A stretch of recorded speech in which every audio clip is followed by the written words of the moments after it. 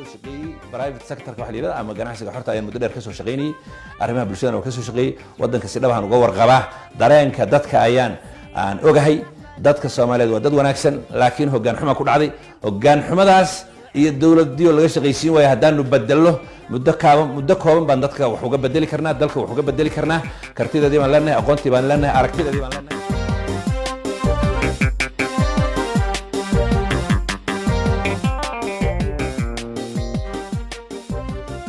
marka waxaan leeyahay dadka Soomaaliyeed waxaan rabaa inaad taageertaan waxaan nahay hogaamiye doonaya wadanka inuu wax ka bedelo waxaan hogaamiye doonaya inuu si dhab ah hoggaan cusub dalka uga sameeyo waxaan hogaamiye doonaya inuu dastuurka meel mariyo sareeyta sharciga meel mariyo isla xisaabtan dhab ah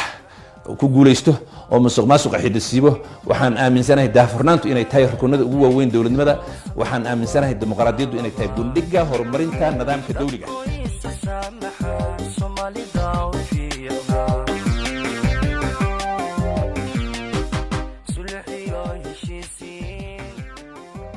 waxaan aragti cusub leh faham dheer u leh siyaasadda iyo wixii Soomaaliya ay soo martay haddana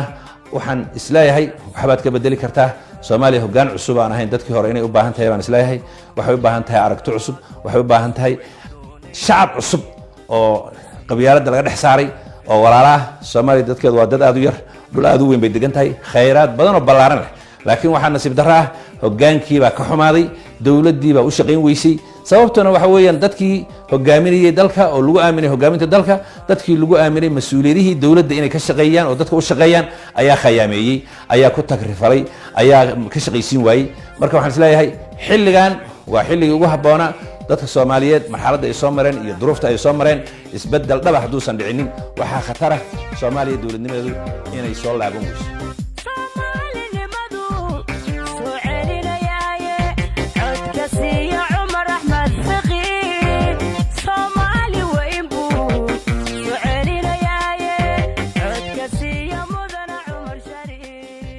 maanta waxaan isleeyahay waxa la soo gaaray dadka Soomaaliyeed waqtiga ay heli lahaayeen dawlad wanaagsan Soomaaliya cusub lagu yagleelo aragti cusub lagu yagleelo hoggaan cusub lagu yagleelo hoggaankaas oo leh aragtidii iyo fahamkii iyo wax ka qabashadii iyo caqabadaha taagan waxaan ka qaban karaa waxaan isleeyahay maantayto dadka tartamaya cid kaaga habboon ma jirto